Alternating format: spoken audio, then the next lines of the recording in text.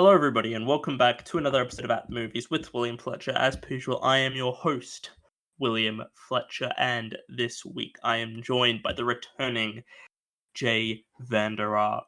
Hello. Returning to the show after a while. It's been a long time since Jay's been on an episode. It has been a while. And it's the last episode review of the year, part 2. I apologize. I uploaded late, a few days after then it should have been because I was sick, so I was not able to edit it in time, but it should be out now by the time this episode is out. But you get 2 episodes this week, and so it's it's fine, and then should be back to regular scheduled release date for after that. And for this week's episode, Jay, you and I were going to be talking about Mean Girls. Yeah. In anticipation, or more so to tie into the release of the Mean Girls musical film, which comes out, this week when this episode will be going out, which we'll be going to see together because we see movies all the time together. So, Mean Girls, the original Mean Girls, is a it's very well. It's beloved. It's a beloved film. I mean, I think this film it's okay, but I don't think this is a film that I really love all that much. Like, I know a lot of people I think this film is a classic film. I think this film should be up in the accolades with famous films like I can't think of a famous film, Fight Club. Yeah. Doesn't want a Space Odyssey. There's those two films, and then there's Mean Girls. And I rewatched it for the purpose of this. You had seen it recently as well. Yeah, I had just seen it just a few days ago in Japan. Sitting in a hotel in Japan, and we hooked up to Netflix and we watched Mean Girls. Yeah. Was there any reason it was Mean Girls, or was it just like It was Christmas.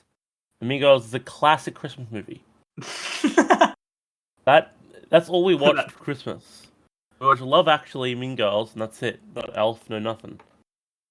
But yeah, I think that this would be described as a chick flick, is sort of what this film sort of comes under. But I think that term is a bit dismissive. I think the word. Yeah, Mean Girls is way more open to everyone than just your generic chick flick. Yeah, it's not like I think this is a film that, this is a film that is very much loved by a lot of people. This isn't a film that just can be enjoyed by a female audience. Like, this can be enjoyed by anyone.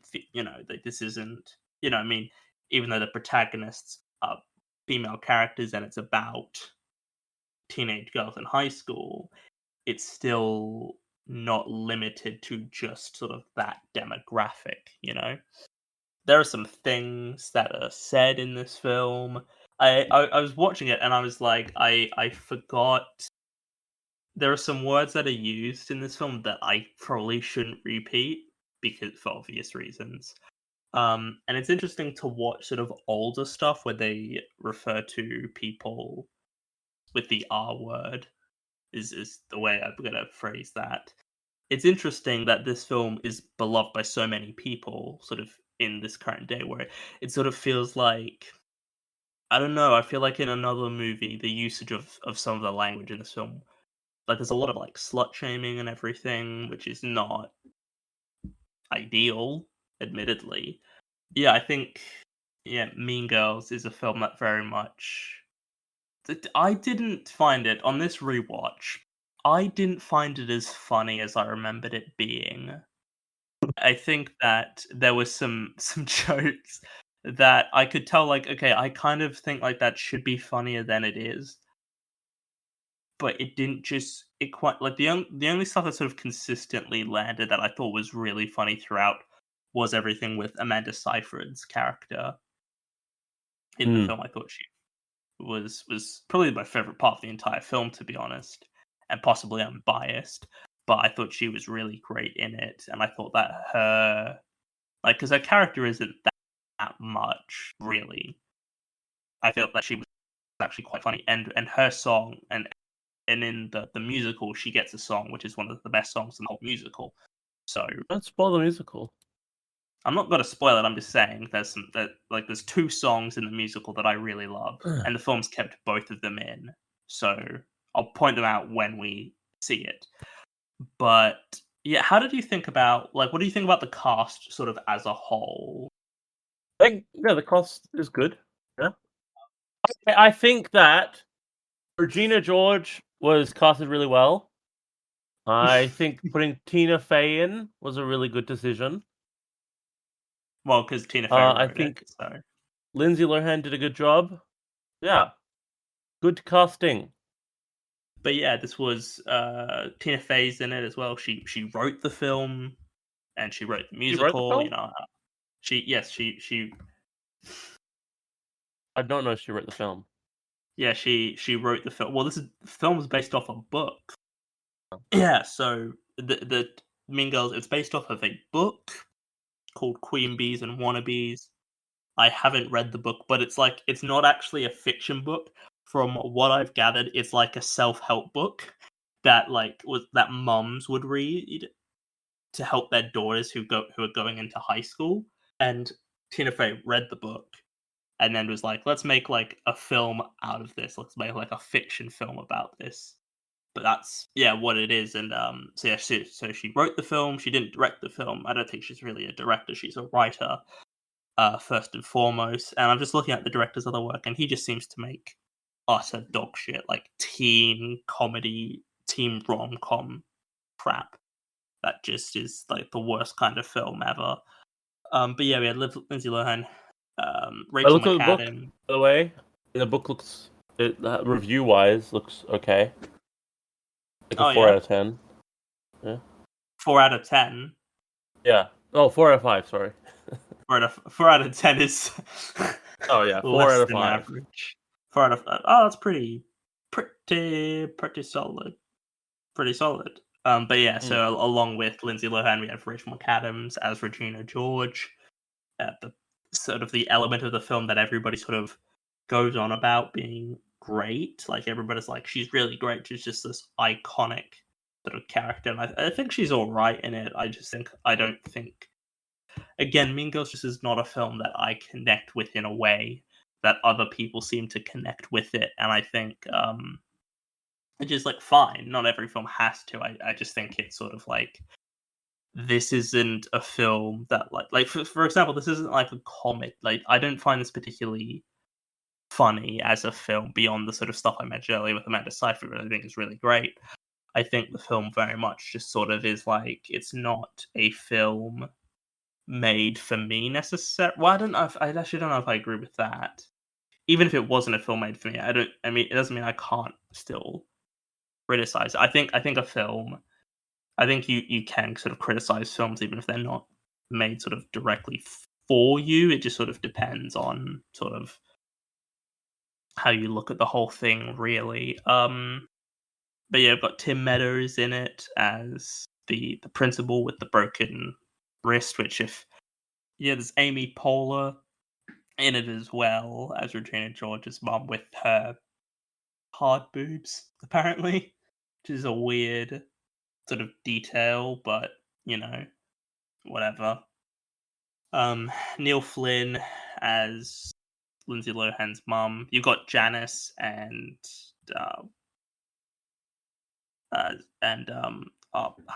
Damien. That's his name. I've forgotten his name. Yeah. What else is there about Mean Girls? Is there any jokes in particular you were a fan of that you thought were actually quite funny? No, I can't remember the movie at all. No one doesn't like this film. If anyone says they don't like this film, they're lying. I mean, I never said I didn't dislike. I didn't like it. I just don't think it's sort of as good as a lot of people sort of say it is. Go fuck yourself. This film is beyond any other film in its audience reach out, you know? The audience that it reaches. I really like this character you're playing. I think this is making it far more. What fucking This. character? This is me. This is my real opinions on Mean Girl, the movie. Mean Girls. I actually do really enjoy the movie. It's a good movie. No, I enjoy it too. I can't I even make it think through Love that Actually, but I can watch Mean Girls every day of the week. you don't like Love Actually. Well, who the fuck I likes can't Love watch the Actually? full thing. It stresses me out. It doesn't. Well, go listen I can back to watch the my beginning of the movie and the end of the movie, and that's it. I can't watch the middle part. the middle. I think one thing that because I think we sort of talk about like, is there anything about like do you in any way relate to this film? Because I feel like a lot of people who love this film can relate to some element of it, and I just can't find Yeah, that I with this think film. I think I relate to this film. You should certainly relate to being part of like the uncool kid squad. Is that the bit is that the bit you relate to? Yeah, Yeah. we two are the two people. And we weren't uncool. We What are you were. talking about? We were just minorly outcast from the rest of the school. That's. I think that's a bit. Well, All right. no, we forced ourselves into another group, and we forced them to accept us. We forced ourselves. We're like, no, we're gonna sit Oh. with you now, and that's not. You might have been. I was slightly less so. You're sitting with me in the library alone, but you're cool secretly. You could have sat with the cool kids if you wanted to. You chose to sit in the library. I was doing it as a bet. They bet me that I would sit with you every break for the entire year. It was all a long con. Yeah, it was a long This whole con. They paid friendship, me a lot of money. all these years later, still part of that bet. Yeah, they're seeing how long this can go for, and the time is still running. The longer this goes for, the more they pay me. No, my thing with this film though is I can't relate to being like a teenage girl in high school. Whereas I could watch like Superbad and I could relate to the boys in that because like I was in that position, you know. I most certainly relate to Mean Girls better more than Superbad. Which element of Mean Girls do you relate to more? Just the uncoolness, Just just the the general being the uncool group in high school, having a small group of friends, being a hot white chick. You know, those ones, those general pieces. Did you ever do you ever do a performance in front of the school in like a Christmassy sort of Oh yeah, dress? absolutely. And you did it, and you slapped your thighs in front of the entire school, and I imagine if and your dad actually that's quite fitting for you. Can't say that What? to look to be very uncomfortable by that to be like ugh. Huh.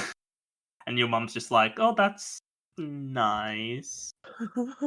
See, I don't know. I still don't agree. I just remember watching and being like, this just doesn't have that relatable nature You're a that I find. psycho. You're copium about being uncool. I think the thing also with Mean Girls is it does sort of follow like a predictable sort of plot arc, which is fine. That's not like a problem I have with it, in the sense of like No, I was I don't need. completely blindsided when the girls end up being mean. How could I have ever like? How could I ever have like that being predicted? I think about Mean Girls. I think is sort of like you know what I actually an element of the film that I really don't actually like, and I think is aged poorly. Oh, what? It's the Janice, who is one of Katie's friends. There's this whole thing throughout the entire film that she's like a lesbian, or that there's rumors that she's a lesbian, and then at the end she just randomly gets with a guy. Like I'm not saying that like she had to be a lesbian. It just like that whole sort of subplot is just sort of like, what is the purpose of this? Like, I get that that this is called Mean Girls. They have to be mean, but I just am sort of like, what is the point of this? I don't. I don't like it when a film just randomly has like relate like a lot like has people get together. Have you seen? I can't tell you the movie because it's a spoiler for that movie, but in case you haven't seen it. But I just hate when a film just sort of randomly shoves in a love story for no reason, or like puts characters in a relationship for no sort of an arbitrary reasons. Like, why? What is the point of that? But it's sort of just like, it's a weird sort of bit. Yes, you just for those of you listening, Jay has just posted in the chat a picture of the guy whose name I've completely forgotten, who gets with Janice at the end, and just says lesbian. Kevin G, man, how could you forget Kevin G? Kevin G. That's right. He gives her a rapper.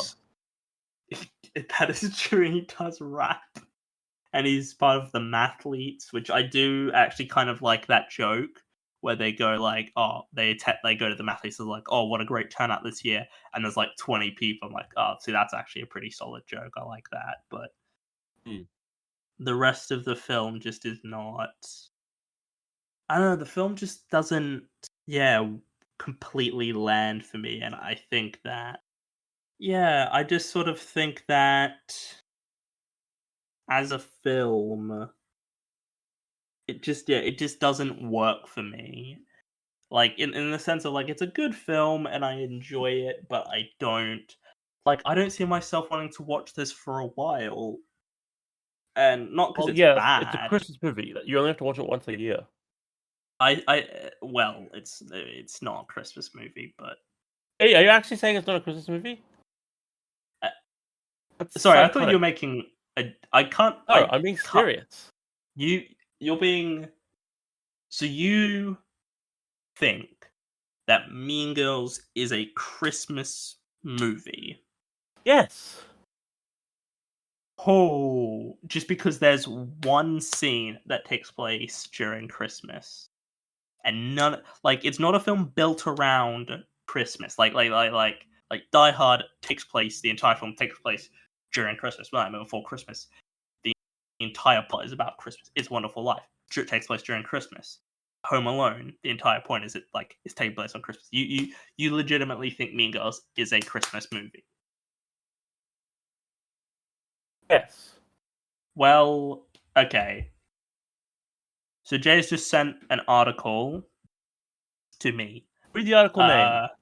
Mean Girls is the greatest Christmas film of all time. Now, since I feel like we've kind of given our thoughts on the film, I might read some of this out just to sort of pad out the runtime a little bit. This was written by Anya Ryan on the 16th of December, 2021. If you want to go find this, Mean Girls is the greatest Christmas film of all time. Should I read this whole thing? Or should I just read some of this? Oh, it's a pretty short article. It's not that I was expecting it to be a bit longer than it is. Oh, it's like not that long. Oh, it's like 8 sentences. Paragraphs. Yeah. Forget elves, carols, and snow-filled family fun. I don't know how much of this I'm going to keep in. I'm going to read out the whole thing and I'll just sort of edit in the bits that work. Forget elves, carols, and snow-filled family fun. The recipe for a great Christmas film is actually an American high school populated by Mean Girls. Okay, stay with me. With some of the most famed film lines of this century, a star-studded cast, and a dash of festive flavor, Mean Girls has all the necessary components to be the greatest holiday classic of all time. Mulled wine at the ready, prepare to be convinced that this teen flick favorite is just what you need to watch to get into the festive spirit. Boy, oh boy. Written by Tina Fey. Should I actually read this whole thing out, Jay? Am I just... Are you convinced yet that it's a Christmas movie? Nope. And read I more. should keep reading until I'm okay. Written by Tina keep Fey, reading until Mean you're Girls convinced. was released in 2004 and follows 16-year-old Katie Heron (brackets Lindsay Lohan) as she leaves behind her homeschool life in Africa for the vicious corridors of North Shore High School. Quickly, she finds her place as part of the most powerful clique in her year, the Plastics, led by infamous Queen Bee Regina George (brackets Rachel McAdams). But with only a small segment of Mean Girls set at Christmas time, you might expect that seasonal glow to be a fleeting feeling. Hey, that sounds like me. Jay? I'm not convinced yet, so I have to keep reading. Far from true. Many of the film's standout moments have the holiday period at their center, from Damien's dramatic entrance in a bright red Santa suit as he ho-ho-hos. It says the unforgettable line, you go, Glen Coco. For you, Glen Coco, you go, Glen Coco, to the Plastics' annual performance of festive classic Jingle Bell Rock. In bright vinyl miniskirts, the festivities have a lasting, in brackets, and quotable effect.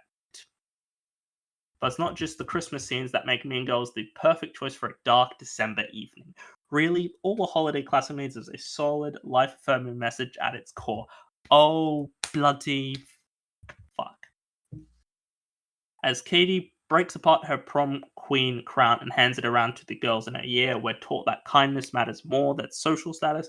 Her friendship with the good guys, Janice and Damien, teaches us to value the people close to us. And as Katie's voiceover says, the celebrated lines, calling someone fat won't make you any skinnier.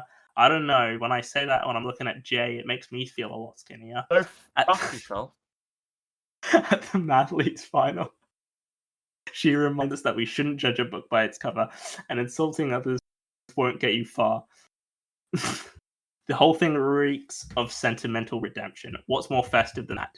To earn a place as a yearly watch, a good Christmas film must also have an element of nostalgia, which Mean Girls has in fistfuls. Set entirely in high school, it encourages its older viewers to revisit their youth filled with enduringly recognizable teen character tropes and the superficial bitching that is only possible within the walls of a school. The 97-minute film takes you right back. Trust me. Watch Mean Girls this Christmas and you'll be hooked by its merriment and charm. It's a timeless film, a film that, without being too cringe, captures everything a festive favorite should be. And despite all its talk of October 3rd, Mean Girls is well and truly a Christmas movie. Disagree? Well, you're probably not fetch enough.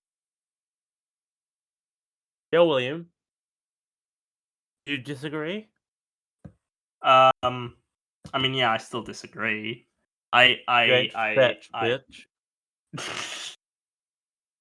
Look. I also just think like it doesn't really matter. Like, why are you fighting against it? I don't, because it's not a fucking Christmas movie. It's not. You said it didn't matter. Well, shut up! You're pointing out my inconsistent arguments. So shut it. I know. Well, so by the logic of that article, any film that's got like a sentimental message is like a Christmas movie. Like if a film has, and also like a massive portion set at Christmas, right? But there's not that much of the film set at Christmas. There's like, but the most important scenes are the Jingle Bell Rock scene is like the scene of the movie. Is it? I don't think it's the most important scene of the movie. It's just a scene. It's the main scene of the movie, though. Like the one where the Glen Coco scene where they're giving out the candy canes. I get why that scene's there, and it does help further the plot. I can understand that. I don't really know what is the most well-known scene of the movie. I mean, no. That's most well-known scene does not necessarily mean it's the most important scene of the movie in terms of the most impactful scene, though. I mean, yes, it's that scene, but I don't think it's the most important scene to the film. Like, I think, and you can have a film where the most impactful scene is the most important scene, like Saltburn. That's an example where the most impactful scene is also the best scene. and the most important. Well, one of the most important scenes anyway. You're saying the bathtub scene is the most important scene? No, I'm talking about I'm referring to the final scene where he's dancing through the house. Yeah. Okay. Murder on the Dance Floor, aka the best scene of any film last year, in my opinion. Yeah. Do you want to wrap up with Mean Girls? I think I've kind of made my feelings clear. Yeah. I give it a 7 out of 10. I give it Mean Girls. Should I give Mean Girls? Probably like an 8. 8 out of 10. Okay, that's all right. I mean, a 10 out of 10, 100%. 10 out of 10, best movie ever made. Yeah, no, 8 out of 10. And yeah, so to tie into this episode, we're tying into the release of the Mean Girls musical. Which, Jay, have you Oh, you seen got an any of the episode on that as trailers? well? So, okay, well, maybe it's good you haven't seen the trailers, because the trailers actually don't show that it's a musical. Like, they seem to be actively hiding the musical element, which is really bad, because Hollywood has found out that people don't like musicals, so they're hiding that and trying to trick them, which is going to piss people off more. But you like musicals. Yeah.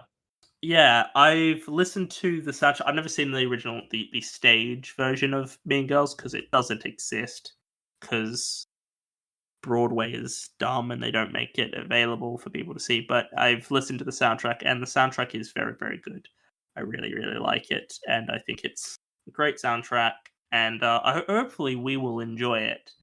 But the marketing's not been great. But I reckon it'll be pretty. So they were originally going to put it on Paramount Plus. They were going to originally put it out on streaming, because for some reason that was a decision they were going to do, and then they changed it because they realized that wouldn't have been as cool. But yeah, thank you all for listening to this week's episode. It's a bit shorter, but I hope you enjoyed. There was some good stuff in here, I think, that hopefully you.